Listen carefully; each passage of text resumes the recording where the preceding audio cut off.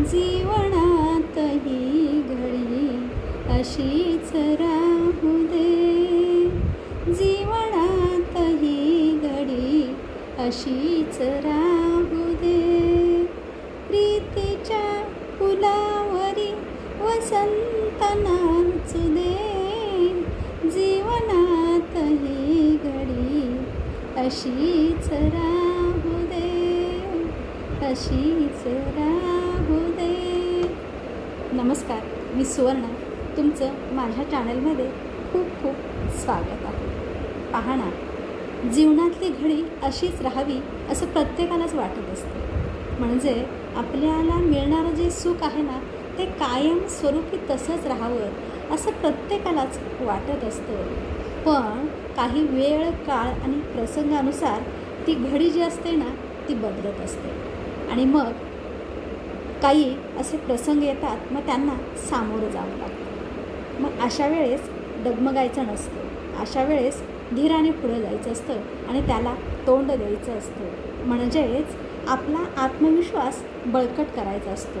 तेव्हाच काय होत असतं, आपल्याला जगण्याची एक उमेद निर्माण होत असते, जिद्द निर्माण होत असते. मग आपला आत्मविश्वास हा बळकट असणं गरजेचं आहे. कोणत्याही परिस्थितीमध्ये आत्मविश्वास हा कधी ढळू द्यायचा नसतो. परिस्थिती कोणतीही असू दे, पण आत्मविश्वास ठाम असणं गरजेचं आहे. या ठिकाणी मी तुम्हाला एक छोटंसं उदाहरण देऊ इच्छिते. परवाच टी व्हीवर एक मुलाखत पाहिली आणि ती मुलाखत जी घेतली होती ती स्त्री होती. ती स्त्री बँकेमध्ये मॅनेजरच्या पदावरून रिटायर झालेली, पण सुरुवातीला त्या स्त्रीनं त्याच बँकेमध्ये चपरासी म्हणून काम केलेलं होतं.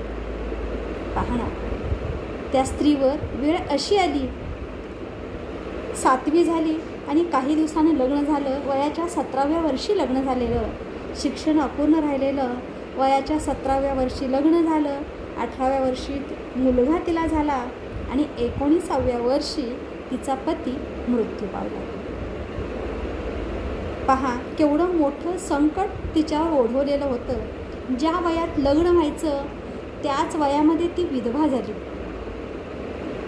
पण तिला परिस्थिती काय आहे, समाज काय आहे याची काही जाण नसणार आहे. 19 वर्षाची ती मुलगी आहे.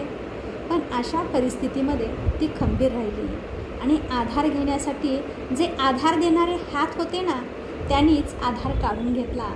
सासरीही सासूने आधार काढून घेतला. सासू बोलली, ज्याच्यासाठी मी तुला आणली तो मुलगाच नाही राहिला तर इतर म्हणून तुझा काय उपयोग आहे, तू माहेरी जा. माहेरी गेली ती मुलगी. माहेरी गेल्यानंतर माहेरीसुद्धा अशीच तिला वागणूक मिळाली.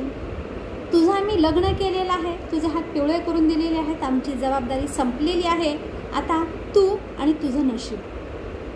शेवटी नाविलाजाणे ती मुलगी परत सासरी आली आणि तिथं राहून छोटं मोठं काम करायला लागली.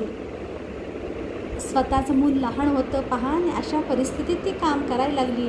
आणि काम करत असताना जिथं तिचा नवरा नोकरीला होता, ज्या बँकेमध्ये छोटी मोठी कामं करायची, काय नोकरीला होता माहीत नाही, आणि मग तिथंच तिला शिपाई म्हणून, चपरासी म्हणून तिला नोकरी मिळाली. बँकेत 2 तास काम करायची. त्या बँकेमध्ये साफसफाई, स्वच्छता करायची. दुपारी घरी यायची आणि घरी आल्यानंतर परत आपल्या मुलाला घेऊन ट्रेनमधून जाऊन इतर छोटी मोठी ती कामं करायची. आणि अशा पद्धतीनं तिचा उदरनिर्वाह चालू होता. इकडे नोकरी चालू होती, इकडे काम चालू होतं आणि इकडे मुलालाही तिला सांभाळायचं होतं, मुलालाही मोठं करायचं होतं. तर अशा पद्धतीनं ती न डगमगता, न खचता उभी राहिली. जे काम मिळेल ते ती काम करायची. दिवस रात्र एक करून काम करायची. आणि तिला असं वाटलं की आपलं शिक्षण कुठेतरी पाठीमागे राहिलेलं आहे. आणि तिला वेड होतं पहिल्यापासूनच. कागदाच्या पुडीतून जे काय आणलं ना, ते साहित्य बाजूला ठेवायचं आणि तो कागद वाचायचा. आणि एक दिवस असंच त्या कागदातून काहीतरी घेऊन येते, ती बाजूला ठेवते आणि त्या कागदात पाहते की 7वी नंतर 10वीला ॲडमिशन मिळतं असं तिला समजलं. आणि मग तिनं 7वी पास होती, तिनं शेजाऱ्याच्या मदतीनं, बँकेतील लोकांच्या मदतीनं 10वीला ॲडमिशन घेतलं. पुस्तकं जी होती अशीच ते सहानुभूती म्हणजे दया करणारी लोकं असतातच ना, काहीतरी मदत करणारी लोकं असतात. व्यक्ती जर प्रामाणिक असेल तर बँकेतील लोकांनी अशाच पद्धतीनं त्यांच्या मुलांची जुनी पुस्तकं तिला अभ्यासाला दिली. अशा पद्धतीनं 10वी केली, शिक्षण पूर्ण केलं. पुढे ती मग पुढेच गेली. तिची स्वप्न होतं, इच्छा होतं की आपणाला या मॅनेजरच्या जी खुर्ची आहे ना त्या पदावर बसायचं आहे. आणि मग अशा पद्धतीनं ती अभ्यास करत गेली, परीक्षा देत गेली आणि एक दिवस तिला ते पद प्राप्त झाले आणि त्या पदावर बसण्याचा मान तिनं मिळवला. आत्मविश्वास ठाम असेल तर मनुष्य काय करू शकतो याचं अगदी चालतं बोलतं उदाहरण म्हणावं लागेल. आणि मुलालासुद्धा तिनं आपल्या अशाच पद्धतीनं शिक्षण दिलेलं आहे. म्हणजेच आपला आत्मविश्वास बळकट असेल तर त्या परिस्थितीवरसुद्धा मात करता येते. पण आत्मविश्वास ठाम असणं गरजेचं आहे. कोरोना काळात आपण पाहिलं कितीतरी अशी माणसं होती ज्यांचा आत्मविश्वास खचला, ती माणसं खचून गेली होती. पण ज्यांचा आत्मविश्वास बळकट होता, मला काही झालेलं नाही आहे, याच्यातून बाहेर पडायचं आहे अशी म्हणणारी माणसंच खऱ्या अर्थानं त्या आजारातून बाहेर पडली. म्हणजे आत्मविश्वास ठाम असणं गरजेचं आहे. बरोबर ना?